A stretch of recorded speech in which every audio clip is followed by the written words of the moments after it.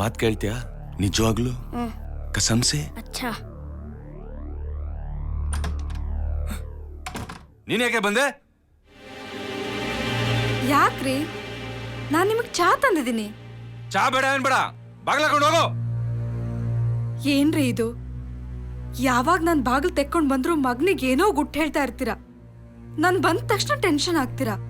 ಇದೆಲ್ಲ ನಿನ್ ಬೇಕಾಗಿಲ್ಲ. ಅಡಿಗೆ ಮನೇಲಿ ಏನ್ ಕೆಲ್ಸ ಇದೆ ನೋಡ್ಕೋ ಹೋಗು. ರೀ, ನೀವು ನನ್ನ ಹತ್ರ ಏನೋ ಮುಚ್ಚಿಡ್ತಾ ಇದ್ದೀರಾ. ನಮ್ಮಿಬ್ರು ಮಧ್ಯೆ ಈ ರಹಸ್ಯ ಬೇಕಾ? ಹೆಂಗ್ಸ್ ತರ ಇರೋ, ಹೋಗೋ.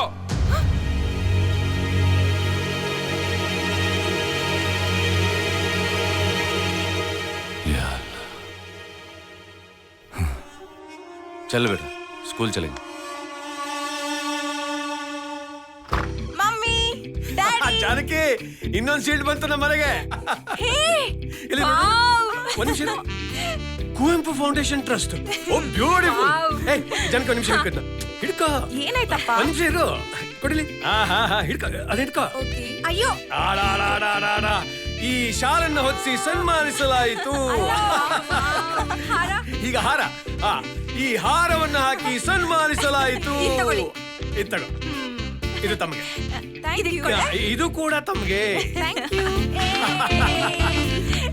Come on!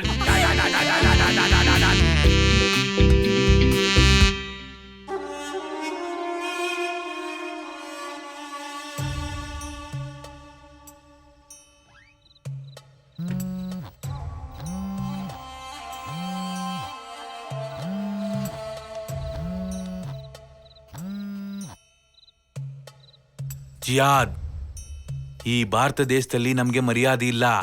ನೀವು ನಮ್ಗೆ ಫೋನ್ ಮಾಡಿ ನಿಮ್ ಮಗನ್ನ ಜಿಯಾದ್ಗೆ ಸೇರಿಸ್ತಾ ಇರೋದು ನಮ್ಗೆ ತುಂಬಾ ಖುಷಿ ಆಗ್ತಾ ಇದೆ. ಇದಕ್ಕೆ ಸಂಬಂಧಪಟ್ಟ ಎಲ್ಲ ಡೀಟೇಲ್ಸ್ ಅನ್ನು ಮೆಸೇಜ್ ಇಲ್ಲ ಅಂದ್ರೆ ಮೇಲ್ ಮುಖಾಂತರ ಮಾಡ್ತಾ ಇದ್ದೀನಿ. ನಿಮ್ ಮಗನ್ನ ನಾಳೆನೆ ದರ್ಗಾ ಹತ್ರ ಕರ್ಕೊಂಬನ್ನಿ.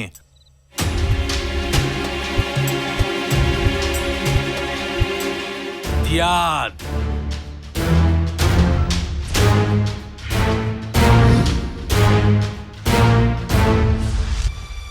ಅಂದ್ರೆ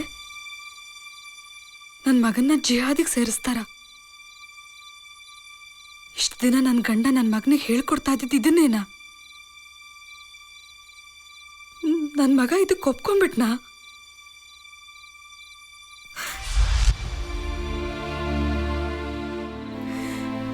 ಅಲ್ಲ, ನಮ್ ಜೊತೆ ಬೆಳಿತಿರೋ ಎಲ್ಲ ಜನಗಳನ್ನ ನನ್ ಮಗ ಜಿಹಾದಿಗೆ ಸೇರಿ ಸಾಯಿಸ್ಬೇಕಾ? ನನ್ ಮಗ ಸೂಸೈಡ್ ಬಾಂಬ್ ಆಗ್ಬೇಕಾ? ಅಲ್ಲ, ನನ್ ಗಂಡನಿಗೆ ಯಾಕೆ ಈ ತರ ಕೆಟ್ಟ ಬುದ್ಧಿ ಕೊಟ್ಟಿದ್ದೀರಾ?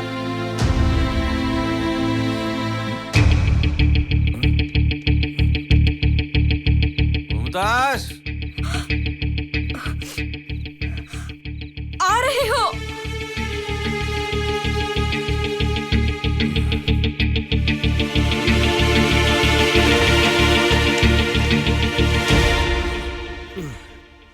ಏನ್ ಮಾಡ್ತಿದ್ಯಾ? ದಾಹ ಆಗಿತ್ತು, ನೀರ್ ಕುಡಿಯಕ್ ಹೋಗಿದ್ದೆ. ಅಚ್ಚಾ, ನನ್ಗೊಂದು ಗ್ಲಾಸ್ ನೀರು ತಗೊಂಬ.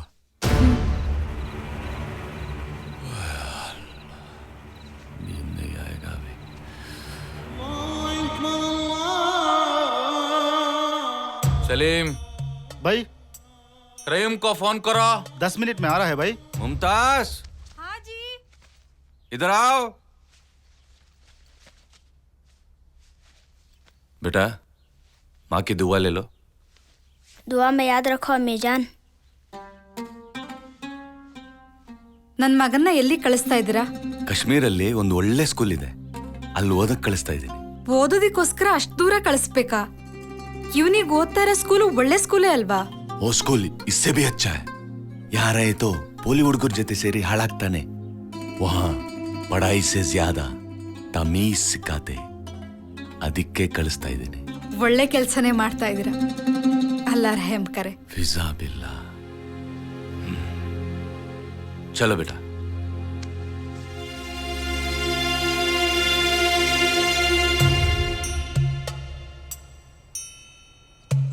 ನಮ್ ಕುರಾನಲ್ಲಿ ಏನ್ ಹೇಳಿದಾರೋ ಅದನ್ನ ನಾವು ಪಾಲಿಸ್ಬೇಕು. ನಮ್ಮ ಧರ್ಮನ ನಾವು ಉಳಿಸ್ಬೇಕು. ಇಲ್ಲಿ ಹುಟ್ಟಿ ನಾವು ಎಷ್ಟು ಕಷ್ಟ ಪಡ್ತಾ ಇದೀವಿ. ನಾವೀ ಪ್ರಪಂಚನ ಗೆದ್ದು ಆಳಬೇಕು. ನೀವು ನಮ್ಮ ಧರ್ಮಕ್ಕೋಸ್ಕರ ಪ್ರಾಣ ಕೊಡೋಕ್ಕಾದ್ರೂ ಸಿದ್ಧವಾಗಿರ್ಬೇಕು. ಸಮझे ಬೇಟಾ? ಅಬ್ಬಾ ಜಾನ್, ನಮ್ಮ ಧರ್ಮಕ್ಕೋಸ್ಕರ ನಾನು ಪ್ರಾಣ ಕೊಡೋಕ್ಕೂ ಸಿದ್ಧವಾಗಿರ್ತೀನಿ. ಜಿಹಾದ್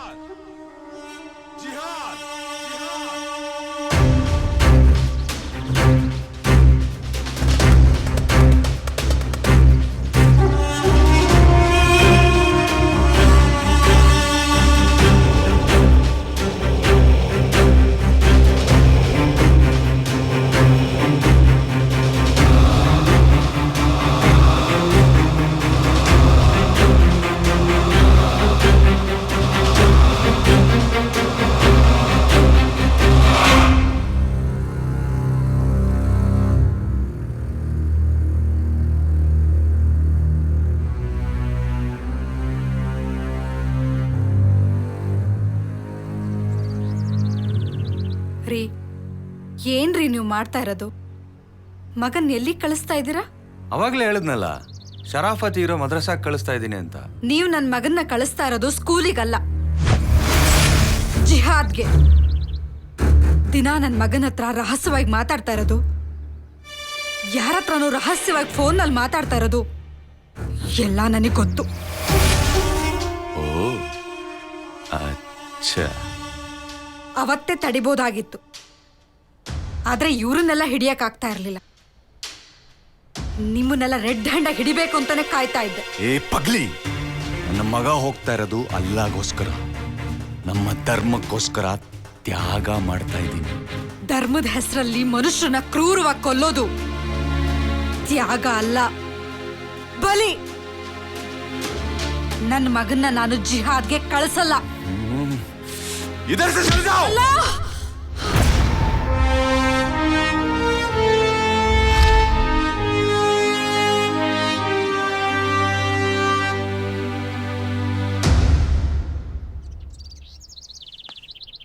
ನಿಮ್ಮ ಧರ್ಮದ ಹುಚ್ಚು ಡ್ರಗ್ಸ್ಗಿಂತ ಭಯಂಕರ ಮತ್ತು ಕೊಡುತ್ತೆ. ಈ ವಯಸ್ಸಿನಲ್ಲಿ ಕೈಯಲ್ಲಿ ಪೆನ್ ಹಿಡಿಬೇಕೇ ಹೊರತು ಗನ್ ಹಿಡಿಬಾರದು. ಹೆತ್ತ ಮಗನ್ನ ಬಲಿ ಕೊಡಕ್ಕೆ ಸಿದ್ಧವಾಗಿದೆಯಲ್ಲ, ನೀನೊಬ್ಬ ತಂದೆನಾ? ಈ ಪವಿತ್ರ ಭಾರತ ದೇಶದಲ್ಲಿ ಹುಟ್ಟಿ ಮಾತೃಭೂಮಿಗೆ ದ್ರೋಹ ಮಾಡ್ತೀಯ. ಈ ದೇಶ ನಮ್ಗೇನ್ ಕೊಟ್ಟಿದೆ? ಮೈನಾರಿಟಿ ಅಂತ ಹೇಳಿ ತುಳಿತಾ ಇದೆ. ಇಲ್ಲಿ ನಮಗ್ ಸ್ವತಂತ್ರ ಇಲ್ಲ. ನಮ್ಮ ಧರ್ಮಕ್ಕೋಸ್ಕರ, ನಮ್ಮ ಅಲ್ಲಾಗೋಸ್ಕರ ನಾವು ಸಾಯ್ತೀವಿ. ಜಿಹಾದ್. ಜಿಹಾದ್ ಅಂದ್ರೆ ಅರ್ಥ ಗೊತ್ತಾ ನಿನ್ಗೆ? ಅಲ್ ಜಿಹಾದ್ ಫಿ ಸಬಿಲಿಲ್ಲ, serve the purpose of god on the earth, Allah ಕೆ ರಾಸ್ತೆ ಪರ್ ಚಲ್ನಾ. ಜಿಹಾದ್ ಒಂದು ಹಿಂಸಾತ್ಮಕ ಪರಿಕಲ್ಪನೆ ಅಲ್ಲ.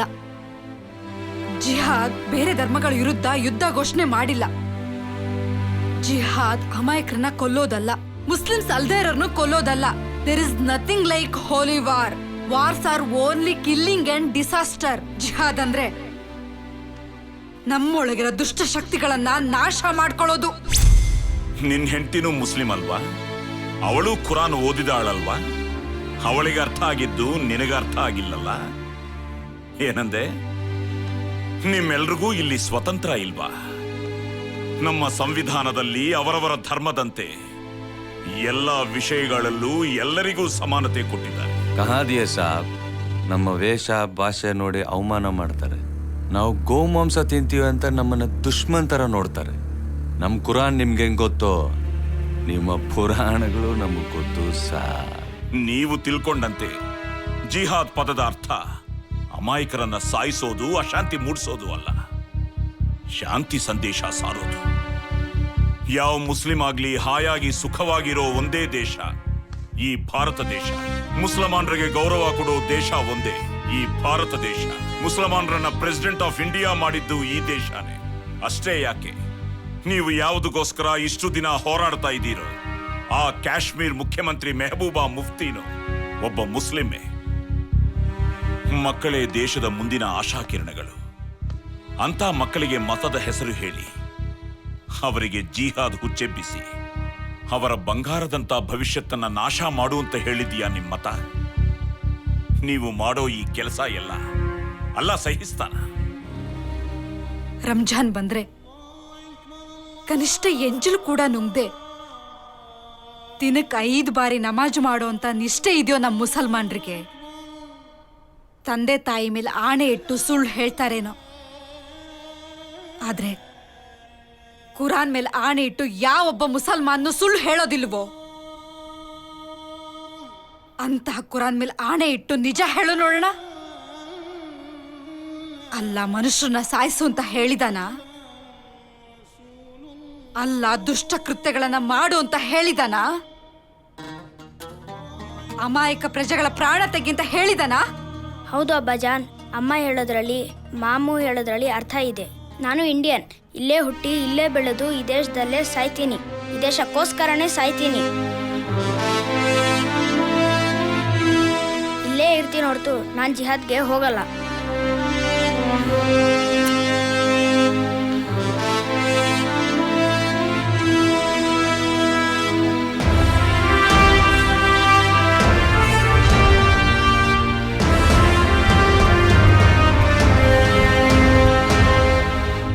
ಸಾಬ್, ಯಾರ್ದ ಮಾತು ಕೇಳ್ಕೊಂಡು ತಪ್ಪಾಗುತ್ತೆ. ರಮೇಲ್ ಇದ್ಬಿಟ್ಟೆ. ಹೆಂಡತಿ ಯೋಚನೆ ಮಾಡಿದಷ್ಟು ನಾನು ಯೋಚನೆ ಮಾಡಿಲ್ಲ. ನಮ್ ಧರ್ಮ ತುಂಬಾ ದೊಡ್ಡದು ಸಾಬ್. ನನ್ ಮಗ ಜಿಹಾದ್ ಸೇರ್ಬಾರ್ದು. ಅವನು ನಿಮ್ ತರ ನಿಷ್ಠಾವಂತ ಅಧಿಕಾರಿ ಆಗ್ಬೇಕು ಸಾಬ್. ಒಳ್ಳೆ ಮನುಷ್ಯ ಆಗ್ಬೇಕು.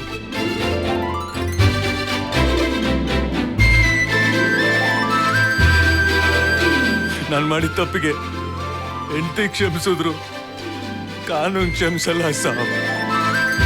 ತಪ್ಪು ಮಾಡಿದ್ದೀನಿ, ತಪ್ಪಿಗೆ ಶಿಕ್ಷೆ ಆಗ್ಲೇಬೇಕು ಸಾಬ್.